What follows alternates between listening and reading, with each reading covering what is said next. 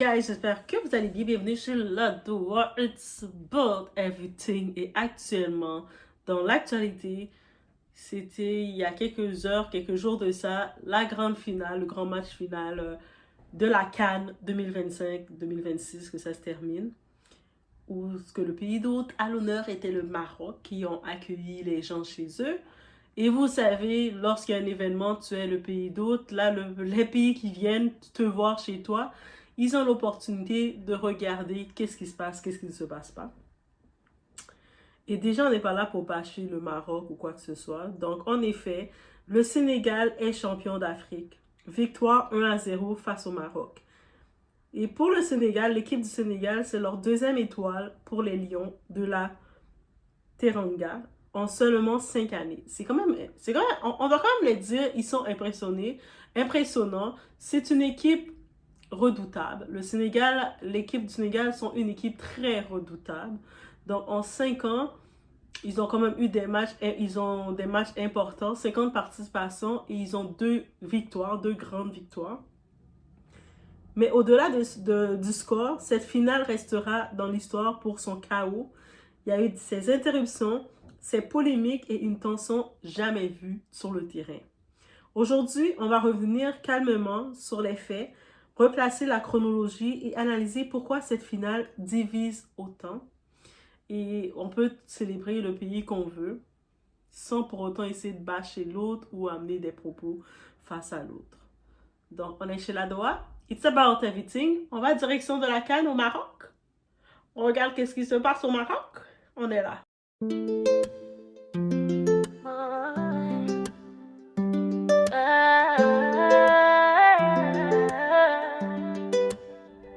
Baby, watch me now.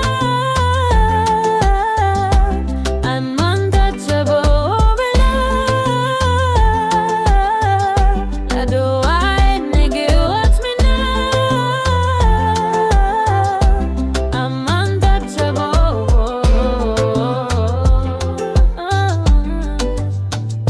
Nazali motema ya pouvoir. Na besi mon lumière nanzoto na regard. C'est moi qui choisis qui moun ka vin bo côté. Bon Dieu ka guide moi. Pas ni rete, nazali motema ya pouvoir. Moi c'est un flanc qui j'allais fais son stop, c'est que moi ka briller. Baby watch me now. Et hier, ce qui s'est passé, c'est anormal. Anormal, une équipe comme le Sénégal qui descend, on le laisse avec la foule populaire comme ça, le joueur était en danger. Tout pouvait se passer contre des personnes mal intentionnées. Et ça ne doit pas se passer, surtout entre deux pays frères. On a toujours dit. C'est important. Merci.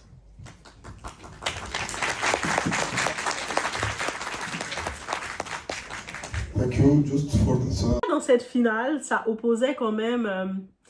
elle opposait le Sénégal, champion en titre régulier, solide, expérimenté, face au Maroc, qui eux autres, ils ont une pression parce qu'ils sont chez eux. Tu sais, quand t'es chez toi, t'es à domicile, t'as encore plus de pression. Poussé par tout un pays en quête d'un titre qui lui échappe depuis, ça fait un très long moment, 1976. Donc, on est rendu en 2026, 1976, il y a la pression. Je mets une petite parenthèse, vous savez, cette année 2026, il y a un match que beaucoup de personnes attendent.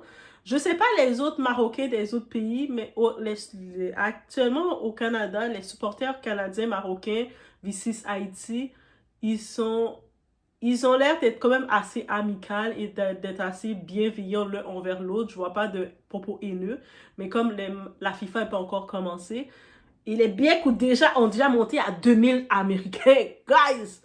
Je pense que le monde sont plus stressés avec les politiques de venir aux États-Unis parce que les États-Unis font aussi partie des pays hôtes. Sont plus stressés par les politiques américaines avec l'immigration, tout ça, et puis les pics que les Américains n'arrêtent pas d'envoyer. Mais bref, c'est une petite parenthèse. Les Haïtiens, les équipes, les joueurs, là, J'espère que vous avez envoyé 2-3 personnes là, qui s'occupent de faire les plans sur le terrain pour venir regarder le jeu du Maroc. Juste ça que je vous dis, je dépose là. Pressant, et c'est tout, c'est pas comme pour attaquer quoi que ce soit le Maroc. On sait qu'on attend ce match-là, Haïti vs Maroc. Ça va quand même être aussi intéressant. Et je pense pas que, j'espère que ça va pas être en guerre. Ça va pas partir en vrille. Donc, et c'est ça. Donc, la pression maximale, attente énorme, stade en fusion. Tous les ingrédients étaient réunis pour un grand match ou un dérapage. Il y avait un ou l'autre. On va maintenant regarder la chronologie des faits. Le début du match a déjà commencé très tendu. Le Sénégal impose un rythme physique et discipliné. Le Maroc tente de répondre par la possession. Bien entendu, s'ils sont chez eux, ils veulent être en posséder leur terrain. La première controverse qui arrive, c'est un but sénégalais est refusé, décision contestée, incompréhension générale, décision arbitrale discutée sans entrer dans l'intention. Ensuite, une pénalité accordée au Maroc. Beaucoup estiment qu'il est sévère, d'autres qu'il est interprétable. Brahim s'élance et rate son Sapalanka, moment clé du match. C'est-à-dire qu'on a accordé une pénalité. Brahim, pauvre lui, il arrive avec toute la pression qu'il a sur son épaule. Ça doit pas être facile en ce moment pour Brahim dans sa vie. Et il a raté le tir. Il essayait de lancer, il arrivait. Je vais faire le point. Il a raté. C'est étrange. C'est intense pour lui. On l'envoie notre énergie positive. Tension extrême. Il y a eu interruption prolongée. Joueur invité à quitter le terrain. Parce qu'il y a eu une histoire qui a été expliquée par le coach, un des coachs du Maroc. Pas du Maroc, pardon, du Sénégal. Qu'il a dit qu'il y avait beaucoup... il est responsable de ses joueurs et il a dit que ses joueurs étaient en danger. Et beaucoup de personnes qui sont des amateurs du football ont vraiment confirmé qu'il a bien fait de protéger ses joueurs. Et il est là pour ça. Il y a eu confusion totale dans les tribunes et sur la pelouse. Choix fort de Pape Thiaw. Pape Thiaw, c'est le sélectionneur sénégalais. Il demande à ses joueurs de sortir du terrain. Un geste très rare, symbolique, qui montre à quel point la situation est devenue ingérable. Donc, il a dit, mes joueurs actuellement, ils sont là pour jouer. Ils sont pas là pour qu'on les attaque. Ils sont déjà pas dans leur terrain, pas chez eux. Et puis, il y a beaucoup d'hostilité. Je suis là pour protéger mes joueurs. Et il a fait ce qu'il devait faire, tel quelqu'un qui est en charge de son équipe. Après de longues minutes, le match reprend. À la 94e minute, Guy marque. Eh oui, Guy qui a marqué. Le Sénégal frappe au moment où personne ne l'attend. Donc, le match termine 1-0. Techniquement, si on les avait accepté l'autre point, ça aurait été 2-0. Clim total à Rabat. Le Sénégal exulte, ils sont contents, ils ont gagné la CAN, ça veut dire beaucoup. Ils s'imposent, ils sont imposés, ils sont imposants. Le Maroc est sur le choc. Une finale à domicile perdue dans un scénario émotionnellement brutal. Les réactions sont immédiates. On parle de colère, frustration, accusation, incompréhension. La presse parle de finale chaotique, scénario lunaire, soirée ingérable. Il y a même une partie, le Maroc ne voulait pas remettre le prix, mais les organisateurs, certains organisateurs ne voulaient pas remettre le trophée au Sénégal. Il y avait plein de petites histoires derrière qui s'est faites, plusieurs polémiques derrière qui s'est faites. Et qu'est-ce qu'on peut retenir de cette finale qui marque l'histoire? Ce match ne marque pas l'histoire uniquement par le score, mais pour la perte de contrôle global. Quand un match s'arrête aussi longtemps, c'est que quelque chose ne fonctionne plus. La pression du contexte, finale à domicile plus attente historique égale cocktail explosif. Des décisions arbitrales contestées. Contester ne veut pas dire intentionnel, mais les images resteront et elles alimenteront le débat pendant longtemps. La maturité du Sénégal, malgré le chaos, le Sénégal est resté concentré, ne panique pas, frappe au bon moment. C'est la marque des grandes équipes. Donc, c'est une équipe redoutable que C'est une équipe redoutable, guys. Et là, on va parler d'un autre fait qui a été marqué par les événements. Ça a été filmé. On a vu un certain Hakimi, par exemple. Je ne sais pas c'est quoi l'histoire des serviettes. Au Maroc, là maintenant, si vous êtes marocain, vous connaissez le concept en Afrique des serviettes. C'est quoi? Un geste fait le tour des réseaux.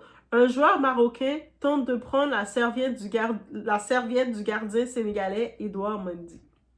Un fait réel, ça a été capté par les caméras. C'est pas comme si c'est à ce qu'il paraît, on a entendu que des rumeurs. Les caméras ont filmé ce geste-là et puis on a vu rapidement un joueur sénégalais. C'est là que j'ai vu la force des Sénégalais. Ils sont grands, ils sont forts, ils sont imposants. C'est pour ça que ça doit énerver les gens. Il est arrivé, il a sauté quand l'autre joueur allait pour voler la serviette du gardien. Le joueur est passé, il a pris... Bap! Certains y voient un geste d'agacement. Est-ce que c'est pour agacer les Sénégalais? Une tentative de déstabilisation, un symbole de la tension extrême. À chacun son interprétation, les images parlent d'elles-mêmes, guys. Ce que cette victoire dit au Sénégal, le Sénégal remporte sa deuxième CAN, confirme sa domination africaine, s'impose même dans un environnement hostile et actuellement, dans les actualités d'aujourd'hui, beaucoup de Sénégalais, ou peut-être des personnes descendantes de l'Afrique noire, dans le continent, qui se retrouvent au Maroc, qui ont des commerces et quoi que ce soit, se font attaquer, se font malmener, se font des fois saboter, ravager dans leur commerce. C'est important de le mentionner, guys. C'est quand même important aussi d'ajouter en 5 ans, 2 finales, 2 titres majeurs. Ce n'est plus un exploit, c'est une constance. Cette finale restera dans les livres d'histoire, pas seulement pour le vainqueur, mais pour tout ce qu'elle révèle. La pression du football moderne, la difficulté à gérer des matchs à haute tension, l'importance du mental plus que du talent. Le Sénégal a gagné sur le terrain. Le reste appartient désormais au débat public. En commentaire, laissez-moi savoir, vous pensez quoi de tout ça? Et si vous avez regardé le match, laissez-moi savoir les détails qui vous ont marqué. Est-ce la finale la plus chaotique de l'histoire de la CAN? Je veux savoir. Ou simplement un match à la hauteur de la passion africaine? Parce qu'on sait que tout le monde est passionné. C'est quand même un sport qui amène la passion, qui amène l'énergie. Cette vidéo, en effet, repose sur des faits rapportés par des médias publics, des images diffusées officiellement et une analyse personnelle. Elle n'accuse aucune personne ni institution d'actes intentionnels. Les opinions exprimées relèvent du commentaire sportif et du débat public protégé par la liberté d'expression. Donc, c'est pas... Tu peux pas dire ça comme ça ou tu peux dire ça comme ça. C'est des faits qui sont déjà reportés, repris et qu'on peut en jaser en toute liberté d'expression.